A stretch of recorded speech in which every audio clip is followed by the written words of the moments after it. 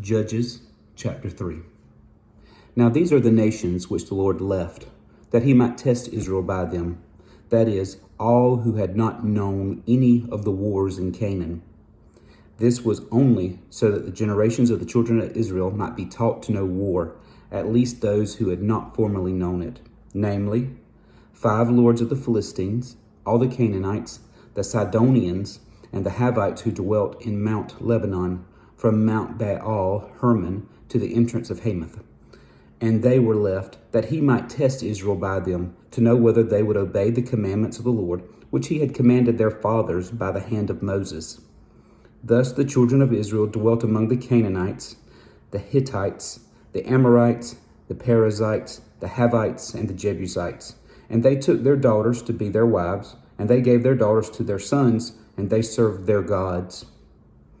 So the children of Israel did evil in the sight of the Lord. They forgot the Lord their God and served the Baals and Asherahs. Therefore the anger of the Lord was hot against Israel, and he sold them into the hand of Cushan-Rishathaim, king of Mesopotamia. And the children of Israel served Cushan-Rishathaim 8 years.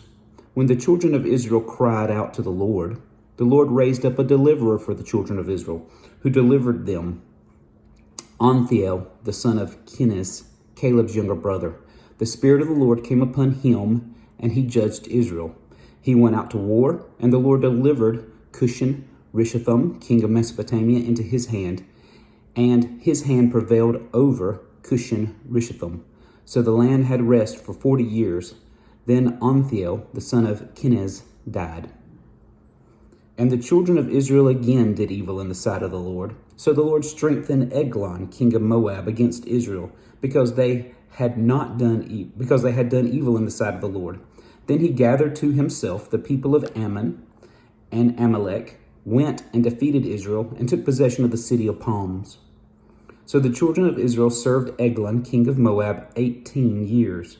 But when the children of Israel cried out to the Lord raised up a deliverer for them, Ehud, the son of Gera, the Benjaminite, a left-handed man.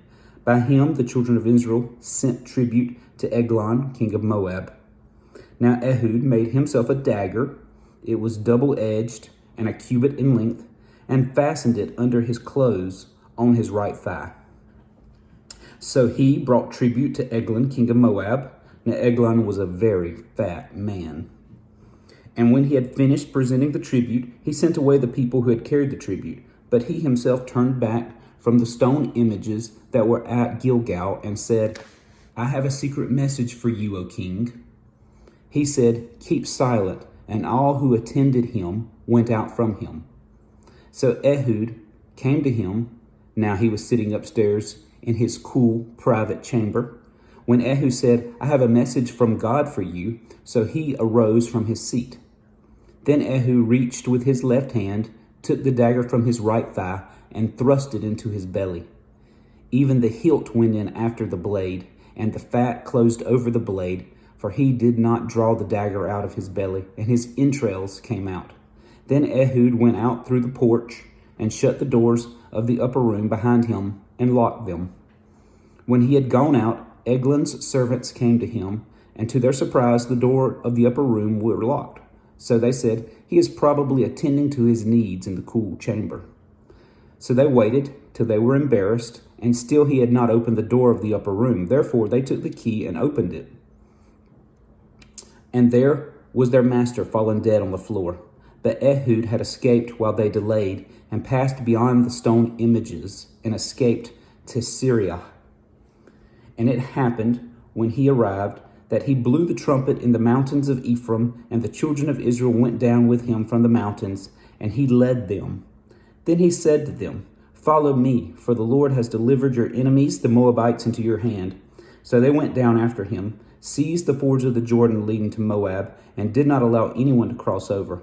And at that time they killed about 10,000 men of Moab, all stout men of valor. Not a man escaped. So Moab was subdued that day under the hand of Israel, and the land had rest for 80 years.